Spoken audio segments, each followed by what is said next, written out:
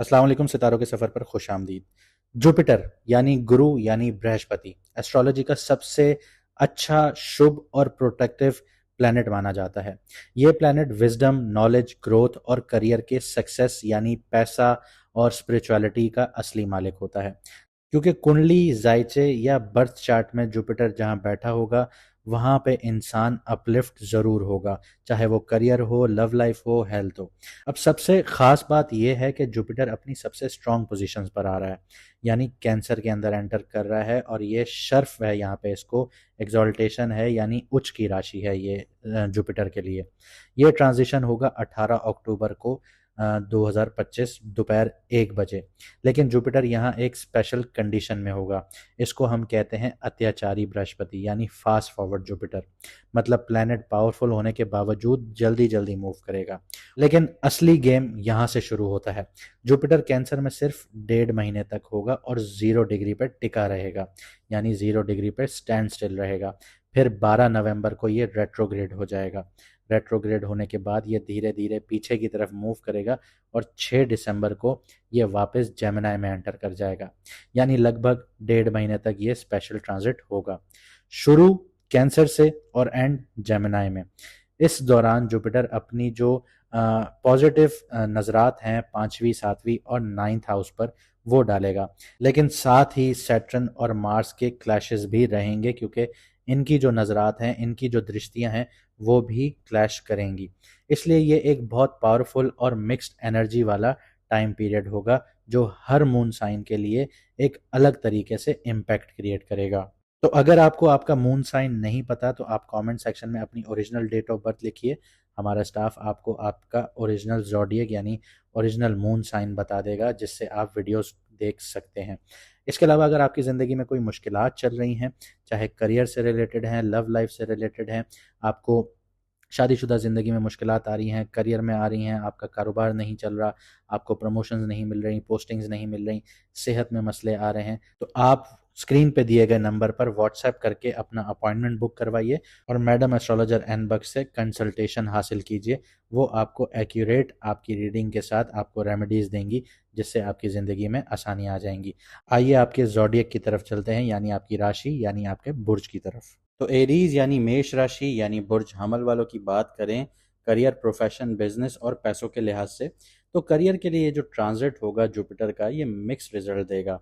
Jupiter का 10th house यानी Capricorn पे नज़र डालना आपके करियर को पुश करेगा, लेकिन मार्स की जो चौथी नज़र है वो भी यहीं पड़ती है, यानी कैप्रिकॉन में। और मार्स कैप्रिकॉन में बहुत एग्जॉल्टेड माना जाता है, उच्च का माना जाता है, यानी शर्फ में होता है।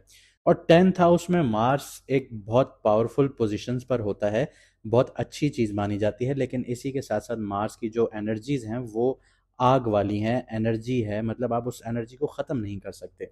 तो यहाँ पे ऑफिस पॉलिटिक्स, बॉस के साथ फ्रिक्शन क्रिएट होना, ये सारी चीज़ें होंगी। लेकिन प्रमोशंस या अपॉर्चुनिटीज़ बिल्कुल मिलेंगी, लेकिन उसको ग्रैब करने के लिए, उसको हासिल करने के लिए थोड़ी सी मुश्किलात आएंगी।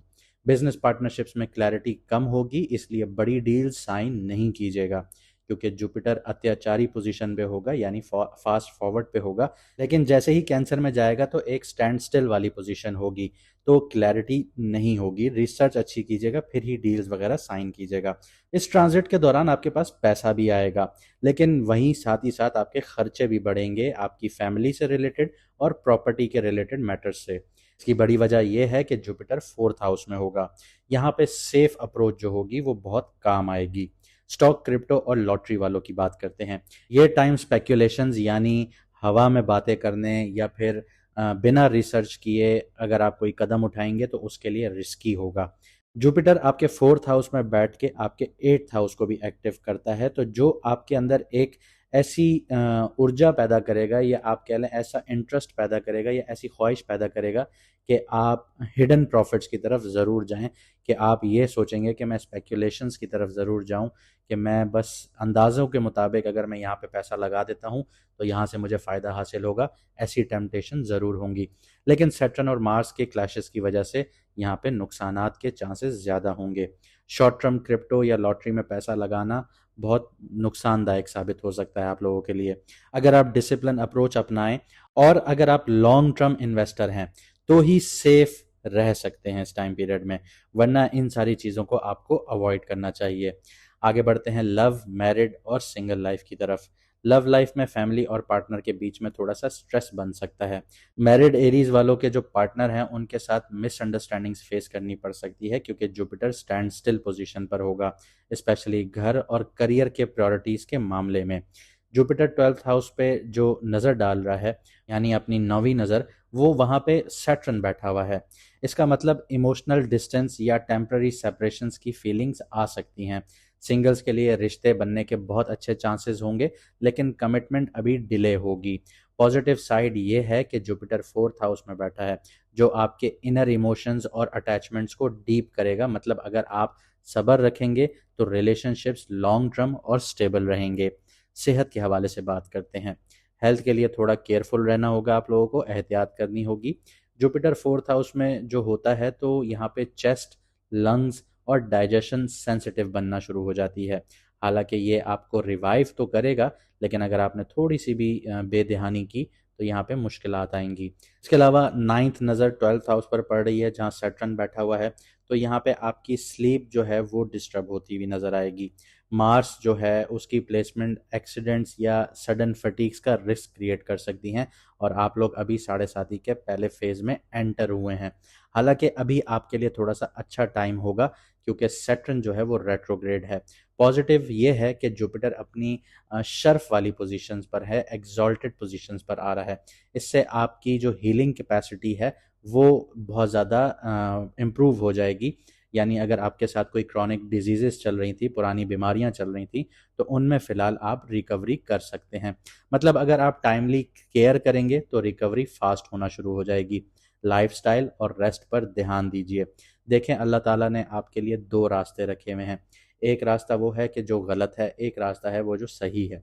अब आप सही रास्ते पे चलेंगे, आप कहेंगे कि मैं रात को जल्दी सोता हूँ, सुबह जल्दी उठता हूँ, अपनी डाइट जो है वो लाइट रखता हूँ और हेल्दी रखता हूँ, तो ऑब्वियसली सी बात है कि आपकी सेहत बेहतर होगी।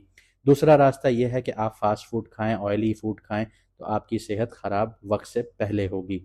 तो यहाँ पे मैं आपको कुछ चीज़ें आखिर में बता देता हूँ कि करियर और पैसे के लिहाज से चांसेस बहुत ज़्यादा स्ट्रांग हो रहे हैं, लेकिन पॉलिटिक्स और प्रेशर भी यहाँ पे बढ़ेगा। ट्रेडिंग और स्पेकुलेशंस की बात करें तो अवॉइड कीजिए इन चीज़ों को, सिर्फ सेफ इन्वेस्टमेंट रखिए। लव और फैमिली के लिहाज से बात करें तो मिसअंडरस्टैंडिंग्स बढ़ेंगी, लेकिन आपको सब्र के साथ आगे बढ़ना होगा। सेहत की बात करें तो डाइजेशन और आपकी नींद, ये दोनों चीज़ें ख़राब हो सकती हैं, तो अपनी डाइट अच्छी रखिए। वीडियो को लाइक शेयर सब्सक्राइब ज़रूर कीजिएगा। मुझे दीजिए इजाज़त, मिलते हैं अगली वीडियो में सितारों के सफ़र पर।